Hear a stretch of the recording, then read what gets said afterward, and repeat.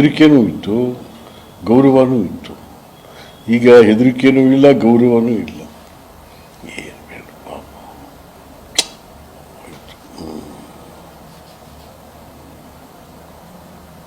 ನೋವಿದ್ಯಾ ಅಂತ ಭಾವುಕರಾಗ್ತಾ ಇದ್ದಾರೆ. ನೋವಿದ್ಯಾ ಕಾಂಗ್ರೆಸ್ಗೆ ಈ ಸ್ಥಿತಿ ಬಂತು ಅಂತ?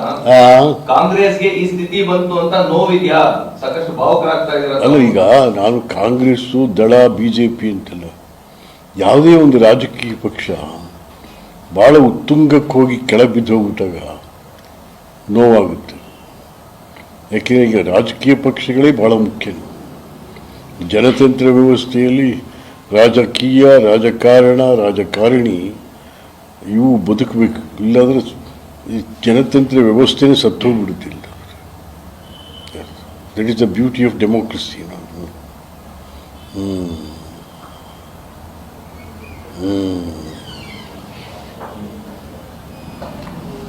ಯಾರು ಯದುವೀರವ್ರನ್ನ ಅಂಬಾಸಿಡರ್ ಮಾಡಿ ಯದುವೀರನ್ನು ಮಾಡ್ಬೋದು. ಮಹಾರಾಜರ ಬಗ್ಗೆ ಇವತ್ತಿಗೂ ಜನಗಳಲ್ಲಿ ಅಭಿಪ್ರಾಯ ಇದೆ. ಯದುವೀರವ್ರನ್ನ ಮಾಡಿ ಬ್ರ್ಯಾಂಡ್ ಅಂಬಾಸಿಡರ್. ವಾಟಾಳ್ ನಾಗರಾಜ್ ನಾನು ಆಗ್ತೀನಿ ಅಂತ ಹೇಳಿದ್ದಾರೆ. ವಾಟಾಳ್ ನಾಗರಾಜ್ ನಾನು ಆಗ್ತೀನಿ ಅಂತ ಹೇಳಿದ್ದಾರೆ. ವಾಟಾಳ್ ನಾಗರಾಜ್ನೇ ಆಗ್ತಾರೆ ಅಂತ ನಾನೇ ರಾಯಭಾರಿ ಆಗ್ತೀನಿ ಅಂತ ಅವ್ರು ಟೋಪಿ ತೆಗೆದ್ಬಿಟ್ಟು ಮಾಡಬೇಕು ಬ್ರ್ಯಾಂಡ್ ಅಂಬಾಸಿಡರ್.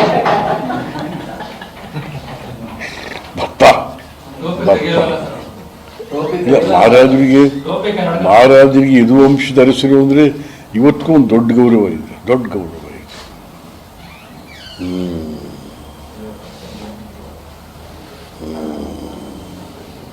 ನಟರಾಜ್ ಕಾಪಿ ಎಲ್ಲ ಮುಗಿದೋಯ್ತೇನ್ರಿ? ಕೊಡ್ರಿ. ಓಹೋ, ಏನೋ ಮಳೆ ಬೇರೆ. ಏನು ಇವೆಲ್ಲ ಭಾಳ ಜಾಸ್ತಿ ಆಗೋದು. ಬೀರು, ಬ್ರ್ಯಾಂಡಿ, ಒಂಥರ ತಿಪ್ಪೆಗುಂಡಿ ಮಾಡಾಕ್ಬಿಟ್ಟ ಸಿದ್ದರಾಮಯ್ಯ ಅಂತ ಕಡೆ. ಕರ್ನಾಟಕ ತಿಪ್ಪೆಗುಂಡಿ. ಹೈಕ್ಳು ಮಕ್ಕಳಿಗ ಬೀರ್ಗೆ ದುಡ್ಡು ಸಿಕ್ಕದೆ ಗಾಂಜಾ ಹೊಡಿಯೋಕ್ಕೆ ಶುರು ಮಾಡೋದು. ಇಲ್ಲಿ ಎಷ್ಟು ಸೀಸ್ ಮಾಡ್ತಾವ್ರಿ ಗಾಂಜಾ ಇವಾಗೆಲ್ಲ ಕಡೆ. ಈ ಸಿದ್ದರಾಮಯ್ಯ ಕರ್ನಾಟಕನೇ ಹಾಳು ಮಾಡಾಕ್ಬಿಟ್ಟ ಕಣ್ರಿ.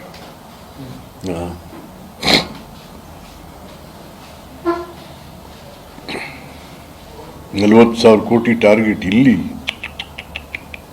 ರಾಮ, 40 ಹೈಕ್ಳು ಮಕ್ಕಳಿಗೆಲ್ಲ ಸಾರ ಎಂಡ ಕುಡಿಸಿ ಐಟಮ್ ಸಾಂಗ್ನವ್ರಿಗೆ ಕೊಡೋದ 6 ಕೋಟಿಯ.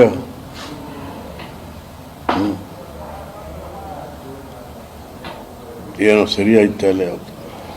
ಯಾರು HK ಪಾಟೀಲ್ರಂತ ಒಬ್ಬ ಮಂತ್ರಿಗಳು ನಮಗೆಲ್ಲ ಉಳಿದಿರೋರು ಅವರು. ಬಟ್ ಅವರು ಎಲ್ಲ ಒಂಥರ ಶಾಡೋ ಆಗ್ಬಿಟ್ರು. ನಮಗೆಲ್ಲ ಭಾಳ ನಂಬಿಕೆ ಇತ್ತು ಅವ್ರುಗಳ ಮೇಲೆಲ್ಲ. HK ಪಾಟೀಲ್ ಪಾಪ ಪ್ರಾಮಾಣಿಕವಾಗಿ ದುಡ್ದಂಥವ್ರು, ಯಾವುದೇ ಇಲಾಖೆ ಕೊಟ್ಟರು ನ್ಯಾಯ ಕೊಡ್ತಾಯಿದ್ರು. ಈಗ ಅಂಥವ್ರೂ ಏನಾದ್ರು ಹೆಚ್ಚು ನಮ್ಗೆ ಯಾಕಪ್ಪ ಯಾರೂ ಇಲ್ಲ. ಸಿದ್ದರಾಮಯ್ಯನ ಪ್ರಶ್ನೆ ಮಾಡೋ ಒಬ್ಬ ಮಂತ್ರಿ ಇಲ್ಲ. ಏನಪ್ಪ ಮಾಡೋದು?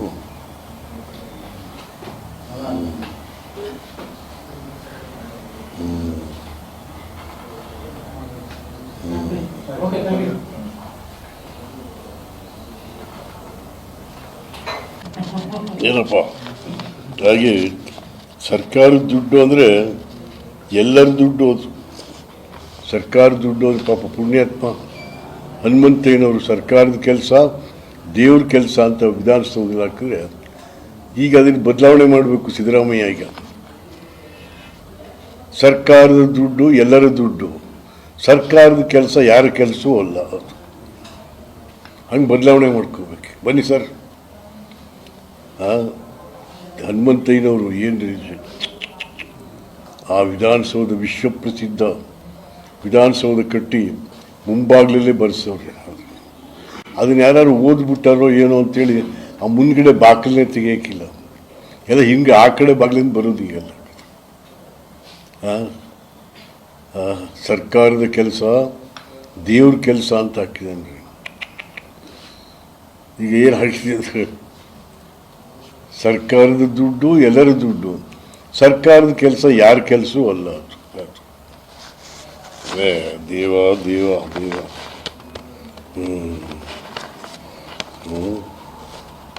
ಹಂಗೆ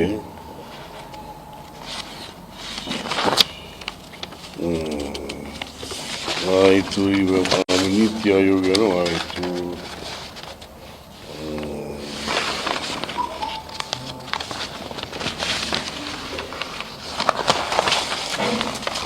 ಆಮೇಲೆ ಈ ಹೆಸರಿಂದೊಂದು ಯಾಕೋ ಬರೀ ಹುಚ್ಚಾಟ ನಡೀತಾ ಇದೆ. ರಾಮನಗರ ಅಂತಿದ್ರೆ ಏನಾಯ್ತಪ್ಪ ನಿಮಗೆ? ರಾಮನಗರ ಅಂತಿದ್ರೆ ಏನಾಯ್ತಿತ್ತು?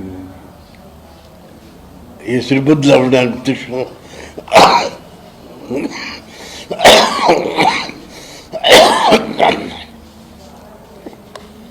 ಇನ್ನೆಲ್ಲಕ್ಕೂ ಕೂಡಿ ನೈಋತ್ಯ ಬೆಂಗಳೂರು, ದಕ್ಷಿಣ ಬೆಂಗಳೂರು, ಉತ್ತರ ಬೆಂಗಳೂರು ಯಾರು ಕೊಟ್ಬಿಡಿ. ಮತ್ತು ಬೆಂಗಳೂರಿನ ಹೆಸರು ಎಲ್ಲದಕ್ಕೂ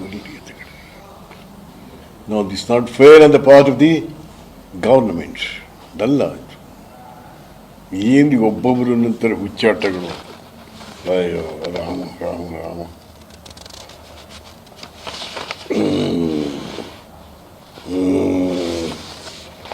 ಹಾಗಾಗಿ ನಾನು ಸಿದ್ದರಾಮಯ್ಯನವ್ರಿಗೆ ಪದೇ ಪದೇ ಒತ್ತಾಯ ಮಾಡ್ತೀನಿ, ಸರ್ಕಾರದ ಹಣನ ಈ ಥರ ಎಲ್ಲ ಖರ್ಚು ಮಾಡಿಬಿಡಿ ನೀವು. ಈಗ ಗ್ಯಾರಂಟಿ ಕೊಡ್ತಾ ಇದ್ರೆ ಯಾರಿಗೆ ಬೇಕು ಕತ್ತೆ? ಮಾನದಂಡವೇ ಇಲ್ಲದೆ ಗ್ಯಾರಂಟಿ ಎಲ್ಲರಿಗೂ. ನಾನು ಈ ಗ್ಯಾರಂಟಿ ಇದ್ರದ್ದೇನು ಅಂದ್ಕೊಂಡೆ. ನಾನು ಗ್ಯಾರಂಟಿ ಅದೆಲ್ಲ ಇದು ಗ್ಯಾರಂಟಿ ಪ್ರೋಗ್ರಾಮ್ದೇನು ಅಂದ್ಕೊಂಡೆ ನಾನು. ಅಲ್ವಾ? ಸರಿ ಕಣಪ್ಪ. ಆಮೇಲೆ ಇನ್ನೇನಾದ್ರು ಇದ್ದದ ಸರ್? ಶಾಸಕರುಗಳಿಗೆ ಯಾವುದೇ ಅನುದಾನ ಸಿಗ್ತಾ ಇಲ್ಲ ಅಂತೇಳಿ ಪರಿಷತ್ ಶಾಸಕರುಗಳಿಗೆ ಅನುದಾನ ಸಿಗ್ತಾ ಇಲ್ಲ ಅಂತೇಳಿ ಸಾಕಷ್ಟು ಶಾಸಕರು ಧ್ವನಿ ಎತ್ತಾ ಇದ್ರು. ಪರಿಷತ್ ಸದಸ್ಯರ ಕಥೆ ಏನು ಅಂತ, ಅವ್ರಿಗೆ ಅನುದಾನಗಳು ಹೆಂಗಾಗ್ತಾ ಇದೆ ಅಂತ. ಇಲ್ಲ, ಯಾವ ಪರಿಷತ್ನವ್ರಿಗೆ ಏನಿದೆ ವಿಧಾನ ಪರಿಷತ್ ಸದಸ್ಯರು ನೋಡ್ರಿ, ಅಲ್ಲಿ ಏನಂತ ಅಂತಂದ್ರೆ ವಿಧಾನ ಪರಿಷತ್ತು ಅದು ಬುದ್ಧಿವಂತರ ಇದು ಅಂತ ಇತ್ತು. ಬುದ್ಧಿವಂತರಿಗೆ ಯಾಕ್ರಿ ದುಡ್ಡು ಬೇಡ್ರಿ ಅವ್ರಿಗೆ. ಹಾಗಾಗಿ ಯಾರು ಏನೋ ಒಂಥರ ಮತ್ತು ಇಟ್ಸ್ ವೆರಿ ಅನ್ಫಾರ್ಚುನೇಟ್. ಯಾವ ಮಂತ್ರಿನೂ ಕೂಡ ಇದ್ರ ಬಗ್ಗೆ ಮಾತಾಡಲ್ಲ. ಅವ್ರು ಯಾರು ಏನು ಗಂಡಸ್ತನ ಯಾರು ಕೆಲವರು ಕೊಟ್ಬಿಟ್ಟು ಬಂದರೋ ದಿನ ಯಾರೂ ಮಾತಾಡಲ್ಲ ನೋಡ್ರಿ. ಚೇ ಒಂಥರ ಏಕಪಕ್ಷೀಯ ಮುಖ್ಯಮಂತ್ರಿಗಳು, ಏಕಪಕ್ಷೀಯ ಎಲ್ಲ ಯಾವುದೇನಪ್ಪ. ಯಾವ ಕಾರಣಕ್ಕಾತರ ಆಗಿರ್ಬೋದು? ಯಾವುದು ಯಾವ ಕಾರಣಕ್ಕಾತರ ಆಗ್ತಾ ಇದೆ? ಏಕಪಕ್ಷೀಯ ಆಗ್ತಾ ಇದೆ, ಮಂತ್ರಿಗಳು ಎದುರ್ಕೋತಾ ಇದ್ದಾರೆ ಅಂತಂದ್ರೆ ಮಂತ್ರಿಗಳು ಮಾತಾಡಿದ್ರೆ ತೆಗೆದಾಕ್ತಾರೆ. ಪ್ರೊಟೆಕ್ಟ್ ಮಾಡೋರು ಯಾರು ಅವ್ರನ್ನ? ಪ್ರೊಟೆಕ್ಟ್ ಮಾಡೋರು ಯಾರು ಅವ್ರನ್ನ? ಯಾವ ತರ ಪ್ರೊಟೆಕ್ಟ್? ಪ್ರೊಟೆಕ್ಷನ್ ಅಂತಂದ್ರೆ ತೆಗೆದ್ರೆ ಏನಾಗ್ತದೋ ಹಂಗಿಲ್ಲ.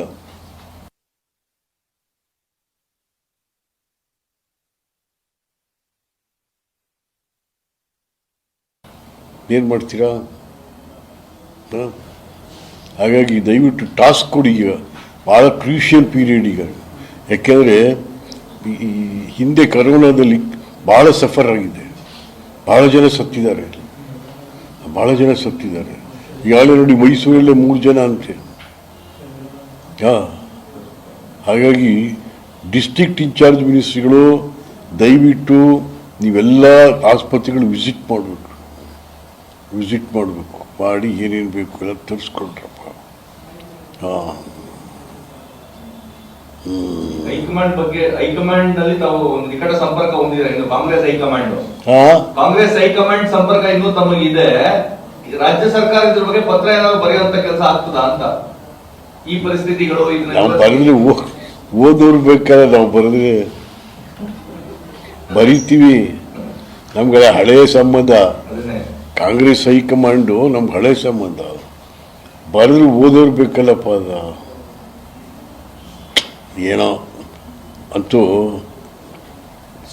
ಸಿದ್ದರಾಮಯ್ಯ ಕಾಂಗ್ರೆಸ್ದು ಬಾಗ್ಲಾಕ್ಸ್ಬಿಟ್ಟು ಹೋಯ್ತಾನಂತೆ ಕಡೆ. ಪುಣ್ಯಾತ್ಮರು ಶತಮಾನಗಳ ಕಾಂಗ್ರೆಸ್ ಹೊಟ್ಟೆ ಉರಿಯಿತು.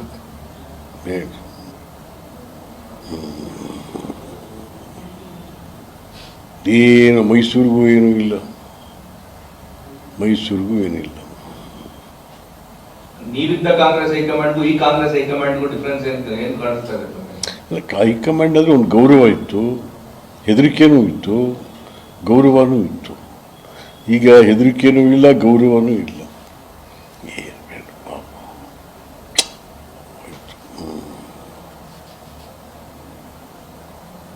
ತಮಗೆ ನೋವಿದ್ಯಾ ಅಂತ ಅದಕ್ಕೆ ಭಾವುಕರಾಗ್ತಾ ಇದ್ರಲ್ಲ, ನೋವಿದ್ಯಾ ಕಾಂಗ್ರೆಸ್ಗೆ ಈ ಸ್ಥಿತಿ ಬಂತು ಅಂತ? ಕಾಂಗ್ರೆಸ್ಗೆ ಈ ಸ್ಥಿತಿ ಬಂತು ಅಂತ ನೋವಿದ್ಯಾ? ಸಾಕಷ್ಟು ಭಾವುಕರಾಗ್ತಾ ಇದ್ರ. ಅಲ್ಲ, ಈಗ ನಾನು ಕಾಂಗ್ರೆಸ್ಸು ದಳ ಬಿಜೆಪಿ ಅಂತಲ್ಲ, ಯಾವುದೇ ಒಂದು ರಾಜಕೀಯ ಪಕ್ಷ ಭಾಳ ಉತ್ತುಂಗಕ್ಕೆ ಹೋಗಿ ಕೆಳಗೆ ಬಿದ್ದು ಹೋಗ್ಬಿಟ್ಟಾಗ ನೋವಾಗುತ್ತೆ. ಯಾಕೆಂದರೆ ಈಗ ರಾಜಕೀಯ ಪಕ್ಷಗಳೇ ಭಾಳ ಮುಖ್ಯ. ಜನತಂತ್ರ ವ್ಯವಸ್ಥೆಯಲ್ಲಿ ರಾಜಕೀಯ, ರಾಜಕಾರಣ, ರಾಜಕಾರಣಿ ಇವು ಬದುಕಬೇಕು. ಇಲ್ಲಾಂದರೆ ಈ ಜನತಂತ್ರ ವ್ಯವಸ್ಥೆನೇ ಸತ್ತೋಗ್ಬಿಡುತ್ತಿಲ್ಲ. That is the beauty of democracy.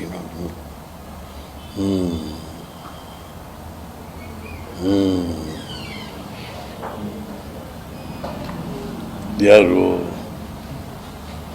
ಯದುವೀರವ್ರನ್ನ ambassador ಮಾಡಿ ಯದುವೀರನ್ನ ಮಾಡ್ಬೋದು. ಮಹಾರಾಜರ ಬಗ್ಗೆ ಇವತ್ತಿಗೂ ಜನಗಳಲ್ಲಿ ಅಭಿಪ್ರಾಯ ಇದೆ.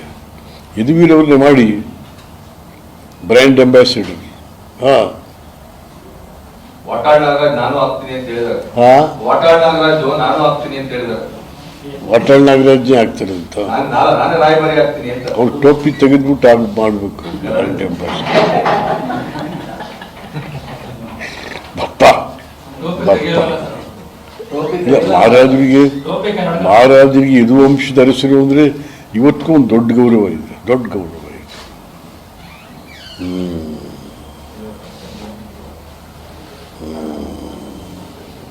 ನಟರಾಜ್ ಕಾಪಿ ಎಲ್ಲ ಮುಗಿದೋಯ್ತೇನ್ರಿ?